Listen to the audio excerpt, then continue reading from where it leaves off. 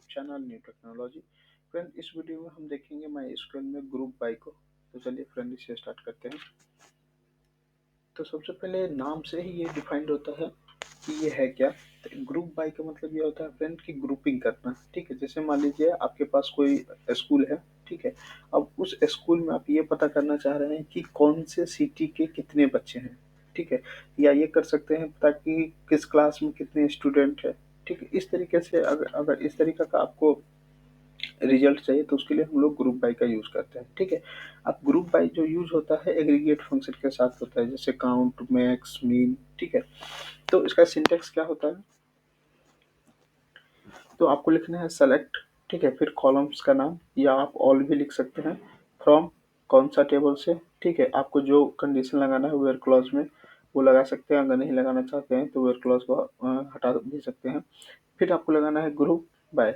ठीक है, आप किस कॉलम पे ग्रुप बाय लगाना चाहते हैं उस कॉलम का नाम देना है। ठीक है, उसके बाद अगर आप ऑर्डर बाय लगाना चाहते हैं तो ऑर्डर बाय लगा सकते हैं, लेकिन ग्रुप बाय के बाद ही आपको ऑर्डर बाय लगानी है।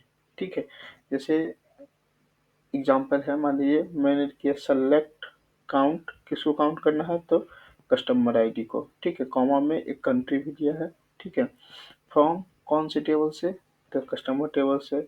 अब ग्रुप बाय लगाया है मैंने कंट्री को। अब क्या होगा कि कस्टमर टेबल में जितने कंट्री के स्टूडेंट होंगे या यूजर होंगे उसको वो उसका जो आईडी है वो काउंट हो जाएगा। ठीक है, तो इसे एग्जांपल के थ्रू समझते हैं। तो मैंने अपने माई स्क्वेल को ओपन कर लिया है। ठीक है, और ये मेरा टेबल है, यूजर टेबल।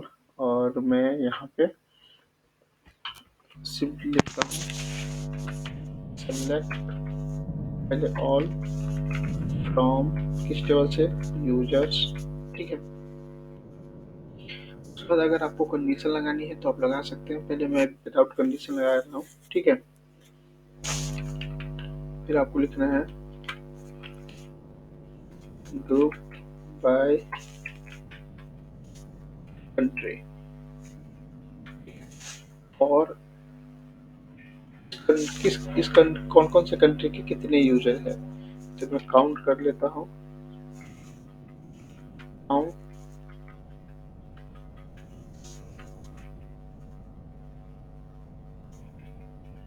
काउंट कर लेता हूँ आईडी को।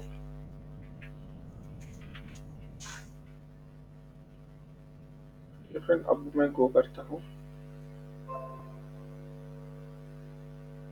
तो देखिए फ्रेंड, और मैं इसमें आपको इस तरीके का रिजल्ट दे दिया है। अब मैं क्या काम करता हूँ, इसको एडिट करता हूँ और मैं इसका नेम,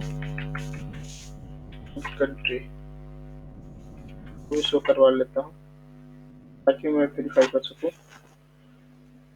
अननोन कॉलम नेम, एक मिनट, मैंने कॉलम का नेम गलत कर दिया है।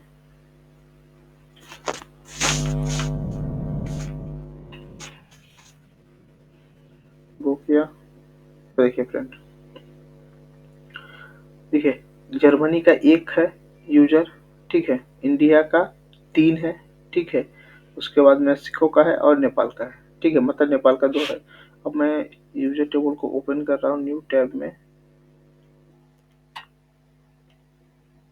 और देखिए फ्रेंड, इंडिया का एक यूजर है, 2 एंड 3। ठीक है, नेपाल का है 1 एंड 2, जर्मनी का 1, मेक्सिको का 1। ठीक है, अब इसमें भी आप थोड़ा सा वेयर क्लॉज लगाना चाह रहे हैं तो आप वेयर क्लॉज लगा सकते हैं यूजर के जस्ट बाद। वेयर वेयर और मैं वेयर में लगा देता हूँ जिसका अमाउंट जो है ग्रेटर देन हो 100 से।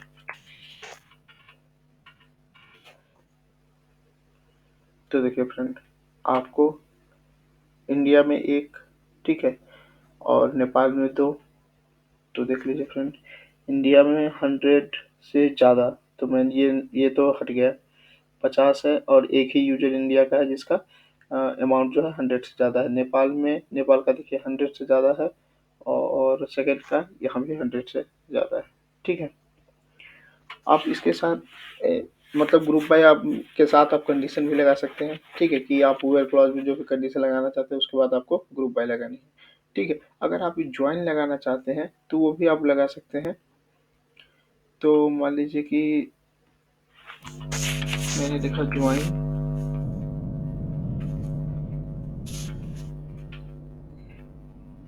ज्वाइन ऑर्डर्स टेबल से ऑन, जहां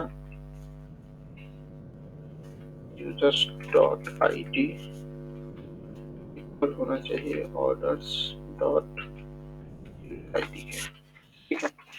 अब ये अब जैसे पूछेगा कि ग्रुप बाय लगानी है तो कौन से टेबल पे लगानी है, तो मुझे यूजर टेबल के कंट्री पे ही लगानी है। अगर आप ऑर्डर टेबल के किसी किसी भी फील्ड पे लगाना चाहते हैं, यानी किसी भी कॉलम पे लगाना चाहते हैं, तो वो भी यहाँ लगा सकते हैं।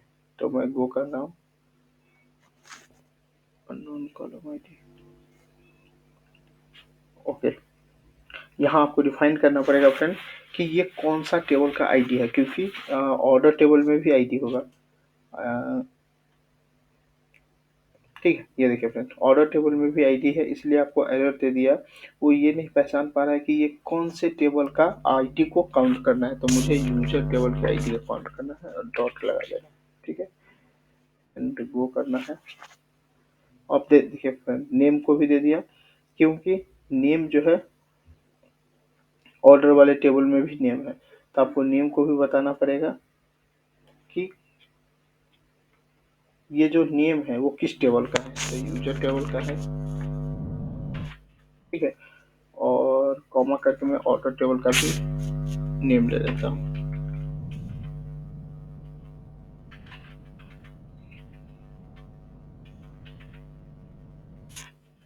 ठीक है। मैं आपको एरर इसलिए दिखा रहा हूँ ताकि आप समझ पा रहे कि ये एरर क्यों आ रही है और आप इजीली उसे सॉल्व कर सकते हैं, ठीक है।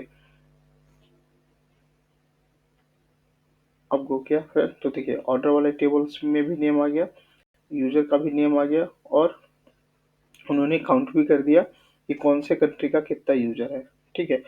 अगर आप इसको कोई टेम्प नेम देना चाहते हैं, कि जैसे ये नेम है तो आपको ये पता नहीं चल रहा है कि ये नेम किसका है, तो आप सिंपली क्या काम कीजिए, इसको आगे एज लगा दीजिए एंड लिख दीजिए ये है ऑर्डर नेम, या कुछ भी जो नाम देना चाह रहे हैं, ठीक है, वो करेंगे तो आप इसको इजीली डिफाइन कर सकते हैं कि ये ऑर्डर टेबल का नेम है और ये यूजर टेबल का नेम है, ठीक है फ्रेंड। तो अगर आपको ये वीडियो अच्छा लगा हो तो मेरे चैनल को लाइक एंड सब्सक्राइब करना ना भूले। Thank you.